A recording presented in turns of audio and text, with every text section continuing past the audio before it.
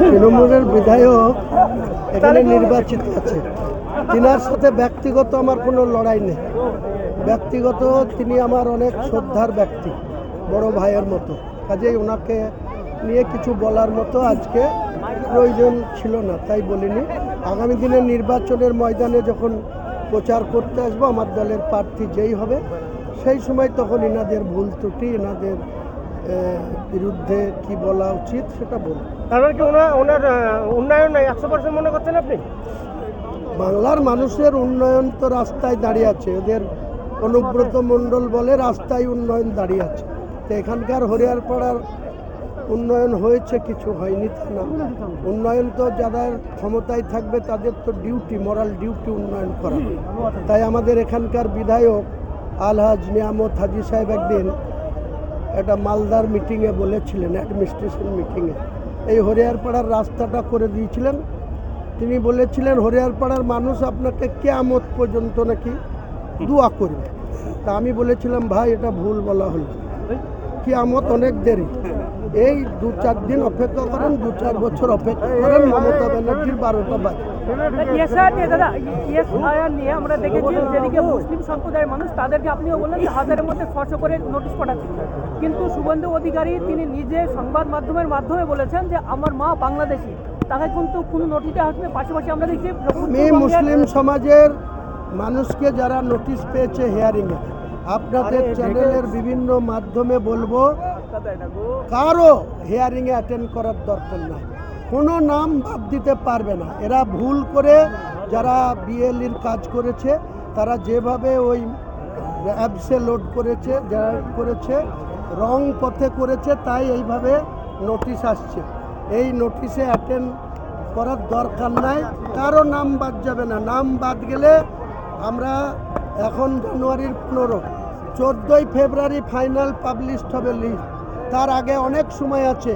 আমরা বিভিন্ন আধিকারিকদের কাছে জেনেছি, আরও জানবো, আরও বলবো। কাউকে কোনো ডকুমেন্টস নিয়ে চিন্তা করার দরকার নাই। যারা অ্যামিনেশন ফর্ম পেয়েছেন, ফিল আপ করেছেন, খসড়া তালিকা টাঙানো আছে, সেই তালিকা অনুযায়ী ফাইনাল ভোটার লিস্টে তাদের নাম থাকে। আপনি যতক্ষণ বক্তব্য দিলেন শুধু মুসলিমদের স্বার্থের কথা বলেন, হিন্দুদেরকে সঙ্গালি বোধহয় বলেন, কিন্তু কোনো সময় হিন্দুরা বঞ্চিত হচ্ছে না সেটা বলেন। কি আপনি কি মনে করছেন তৃণমূল আমলে হিন্দু ব্রাহ্মণরা তো সরকার চালাচ্ছে, দেশ চালাচ্ছে কায়ত্ত মোদি, আর এখানে চালাচ্ছে দিদি।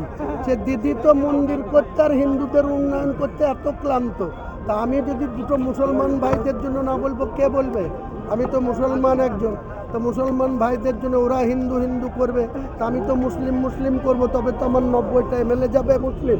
তা আমি কাদের জন্য বলবো? ওনারা যদি হিন্দু বললে সাংবিধানিক হয়, আমিও মুসলিম মুসলিম বলবো, এটাও সাংবিধানিক বৈধ।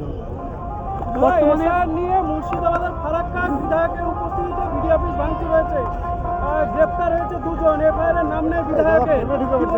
ও একটা নির্বোধ, ও কার কথা শুনে ওখানে চলে গেছে বিডি অফিসে, গিয়ে একটা শাসক দলের এমএলএ, সে গিয়ে সেখানে ভাঙচুর করছে।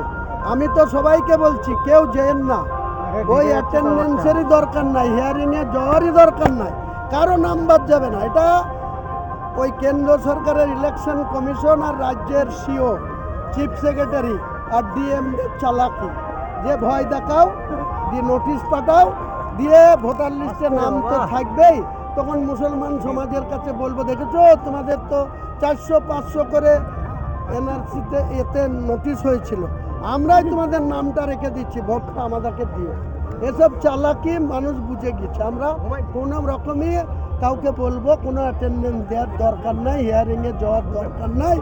আপনাদের নাম যদি 14 তারিখে না থাকে, আমি আপনাকে বলছি, আমি হুমায়ুন কবির একটা অফিসারকে আস্ত রাখবো না, ঘরে পুরে তালা দিয়ে রেখে